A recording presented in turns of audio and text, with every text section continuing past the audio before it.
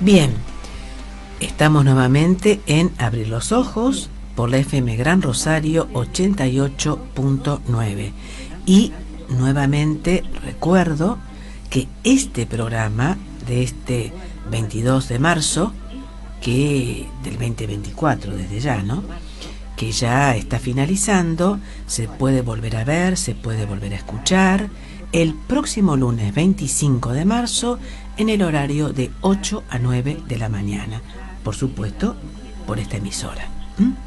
Y también estamos ya ahora sí en presencia de la doctora Araceli Margarita Díaz. ¿Qué tal, Araceli? ¿Cómo estás? Buenas tardes. ¿Cómo estás, Susana? Muy bien. Bueno. Aquí estamos. Bien. Recién llegada de la facultad. Me parece muy bien. Te felicito. Bueno, eso es muy típico tuyo, incansable, incansable. Araceli, sí. ¿Cuál es tu opinión? Porque en realidad tendría que hacerte muchas preguntas, pero vamos por parte porque no va a ser un bodrio. Ya bastantes bodrios tenemos a nivel nacional, ¿no es cierto? A mi entender, por lo menos, ¿no? Provincial y municipal, también. Toda la jurisdicción. Te agradezco profundamente las consideraciones de alto espíritu que nos da. Bien, Araceli, con respecto a estas propuestas desde el Poder Ejecutivo para completar la Suprema Corte de Justicia de la Nación con 2 camaristas varones, ¿no? Que de hecho ya está compuesta por varones, ¿no es cierto? Sí, 4 varones. Masculinos, digamos, en jerga más policíaca, ¿no? ¿Cuál es tu opinión, Araceli? En primer lugar, yo diría que sin analizar las cualidades que tengan o no los 2 candidatos, ya es irresistible no pensar en nombres de mujeres para ocupar el cargo que está vacante y la posible sucesión de Maqueda, que recién cumplirá la edad a fin del año, tal como lo dijo la nota que planteó el presidente de la Nación. O sea, todavía Maqueda no está en edad de decirle señor debe jubilarse, recién a final de año, y está proponiendo a alguien para ocupar ese cargo que no está vacante. El otro cargo que está vacante, que fue la última que se fue Elena Jaito, tendría que ser para alguna mujer. Si analizamos los números, en realidad tenemos varias miradas posibles, la cantidad y la calidad. Digo, en cantidad la mayoría ya de los abogados en este país son mujeres, somos mujeres. En cuanto a la calidad, hay gran cantidad de teóricas, doctrinarias, académicas del derecho que tendrían todas las condiciones para ser integrantes de la Corte Suprema. Y el mundo va hacia la paridad. Las Naciones Unidas tienen este proyecto que igualdad trae 50 y 50 para el año 2030, pero acá parece que no, parece que van solo en la línea de los hombres, de los caballeros, como era que dijiste, masculinos. No, masculino. Eso en relación al número y a la presencia de mujeres, que ya es hora. Sin mujeres no hay justicia, tiene que haber mujeres. Me parece ya inexplicable no proponer nombres de mujeres. En realidad, por lo menos una, he escuchado por allí algunas voces, yo creo que por lo menos una para completar la vacante que está en este momento sin cubrir, y para cuando finalice el doctor Maqueda, si es que no tiene alguna posibilidad de obtener un alargamiento de su mandato, toda vez que ha habido jurisprudencia en ese sentido. Exacto. Con FAI y con la propia doctora Jaito. Exactamente. Y en todo caso, si se produce la vacante, proponer en su momento, cuando corresponda, cuando haya una vacante, proponer a otra mujer. A mí me parece que eso sería lo más justo. ¿Quién estaría en juego, Araceli? No tengo la menor idea, porque en realidad hay mujeres destacadas en todas las materias. Yo reconozco que para mí las que conozco más son las de mi materia, pero estoy segura que hay mujeres destacadas y que tienen edad suficiente como para ingresar a la Corte Suprema, qué sé yo. A mí me hubiera gustado que la doctora Aida Kemelmacher fuese integrante de la Corte, le hubiera dado un lustre a esta Corte. Yo creo que es la jurista más importante que tiene este país, de ambos sexos, quiero decir, pero ya ha cubierto la edad de los 75, así que ella no podría ingresar a la Corte, y creo que tampoco tiene la menor intención, pero qué sé yo, hay muchas discípulas de la doctora Kemelmacher que podrían integrar la Corte, y creo que hay tratadistas de otras materias. Eso en relación a la calidad de mujeres. Digo yo, los dos candidatos que se plantean en este momento, sin desmerecer, no tienen méritos, no son autores de obras que sean reconocidas, que no son académicos importantes. El hijo es un juez federal, ha tenido muchos asuntos sonados, políticos, de todos los colores políticos, y nada más. Es decir, las dos propuestas. Y el otro ¿cómo? Ariel Lijo y Manuel García Mansilla. Y a García Mansilla la verdad es que no lo había sentido nombrar nunca en mi vida. Yo ya hace 55 años que soy abogada, así que para mí es un desconocido. He mirado algún detalle sobre su historia. Está en la Austral, en la Universidad Austral. No sé, no lo a mí yo escuché que decían que era un constitucionalista, pero no tiene obras de constitucional, ni creo que se haya destacado en eso. Creo que tiene otras actividades en lo privado, pero no, la verdad es que para mí es un desconocido. Bueno, aparentemente ha utilizado, desde ahora no es cierto, mucho esta red social que le están dando, no sé, a Elon Musk, bueno, tremendo, la ex Twitter, actualmente X, ¿no? Todo el tema de antiaborto, derechos de las mujeres, ¿no es cierto? Que no es menor, todo lo contrario, ¿no? Viene de la mano con la política que está intentando este gobierno, pero creo que se equivocan. No hay marcha atrás.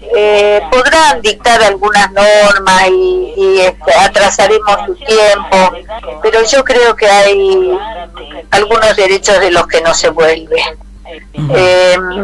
Francamente creo que nosotras las mujeres hemos ganado un espacio con mucho esfuerzo, y realmente creo que no hay ninguna posibilidad de retrotraer esto, por más que saquen el Ministerio de las Mujeres y digan lo que quieran.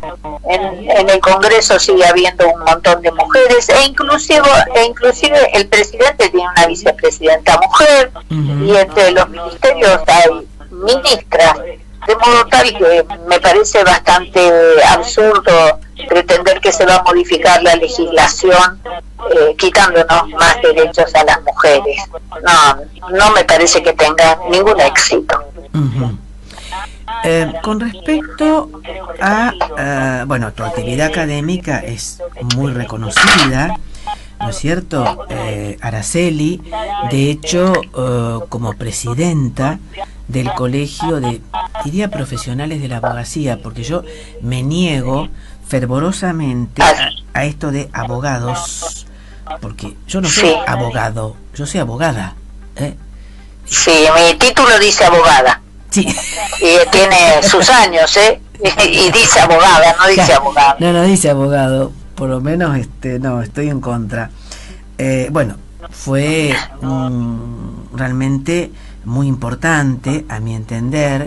¿Qué experiencia podés decir respecto de esos momentos, periodo 2013-2015, que se trabajó muy activamente en el tema de comisión de mujeres y demás, y trabajos de institutos? Así, ¿cuál es tu recuerdo? A mí me cuesta valorar mi propia actividad. Lo que sí sé es que en ese momento la presidenta del Colegio de Ciencias Económicas, Ana Fiol, y del Colegio de Médicos, Sonia Martorano, y de otros colegios, pero digo estos tres colegios con tanto fuerza en lo que refiere a lo universitario, con cabeza de mujer, la verdad es que hicimos una tarea que resultó altamente importante, porque empezamos a trabajar juntos y empezamos a reunirnos con las presidentas y presidentes de los otros colegios, y eso creó un polo importante para discutir algunas cosas en la legislatura. Para mí esa experiencia fue realmente importante. En esos tres casos, el de Sonia, el de Ana y el mío, en todos los casos éramos las primeras que estábamos como presidentas de nuestros respectivos colegios profesionales.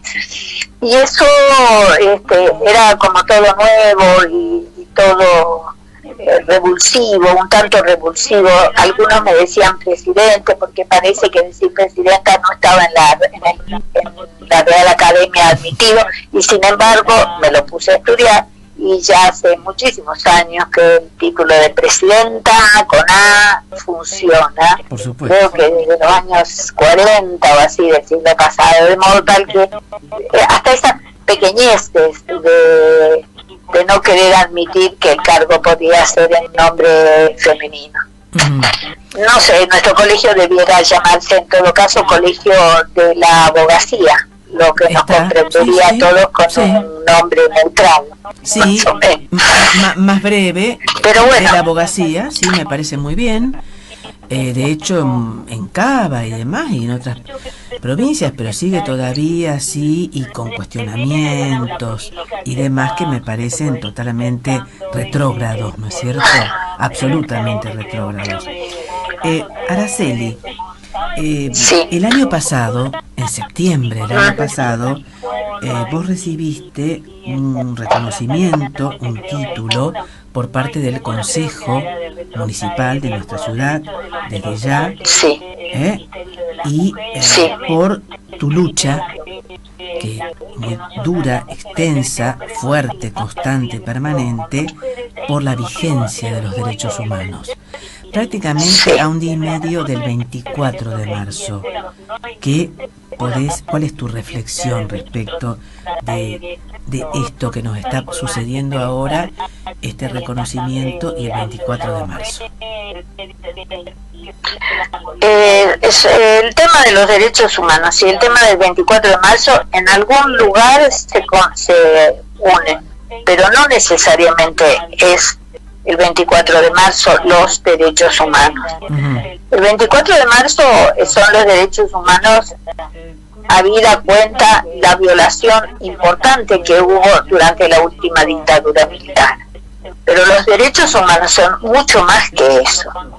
Los derechos humanos son los que corresponden a todas las personas, corresponden a todos los rubros de la vida humana, a la vivienda, a la salud, a la identidad, al trabajo, a la libertad, al no ser vulnerable, al acceso a la justicia. Todo es un derecho humano.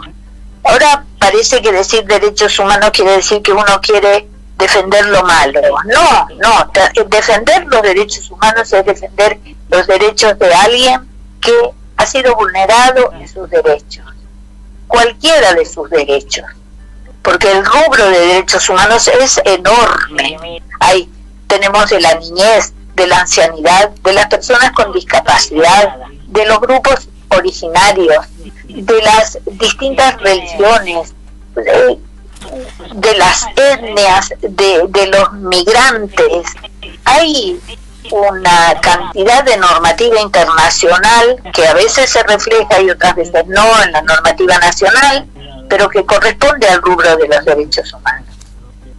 Uh-huh. Eso me parece que esa es una especie de... es lo que me incomoda, es que se trate, que parece que hablar de los derechos humanos sería estar protegiendo a los que no hay que proteger. Hay que proteger a todos con los derechos humanos. En el caso del 24 de marzo, es que hablamos de otra cuestión. Es un momento difícil, que ya había empezado antes del 24 de marzo, porque los primeros desaparecidos, los secuestros, las torturas, son anteriores, son de la AAA. Uh-huh. Tenemos los desaparecidos de fines del 74, del 75, entre los que hay desaparecidos de la Facultad de Derecho, por lo menos 2 o 3 son del 75. Uh-huh. Y después, bueno, ya después no había posibilidad de indicar como autores a la AAA o a algún otro organismo de eso, sino directamente al Estado, como una política del Estado. Sí. En fin, que nosotros creemos que ahí se vulneraron absolutamente todos los derechos, porque no es solamente el tema de la cantidad de presos que hubo, de desapariciones, de historias que se desconocen, de sujetos de carne y hueso, porque uno dice un número y un número no es suficiente. Gente que tenía pareja, que tenía padres, que tenía hijos, que tenía hermanos, que no se sabe de su historia absolutamente nada. A los que los privaron de sus hijos, se supone que todavía hay como 200 que se están buscando, personas que tienen identidad que no es la que les corresponde, que no saben quiénes son en realidad. Uh-huh. Pero además también hubo otros rubros, porque también hubo atrocidades desde el punto de vista económico, porque estuvimos casi en guerra con Chile a final del 78, llevaban a los soldados a la cordillera íbamos a entrar en guerra con Chile. Y después tuvimos la guerra de las Malvinas, que mandaron a unos pobres muchachos sin preparación, sin ropa, sin comida, y los mandaron a las Malvinas a pelear.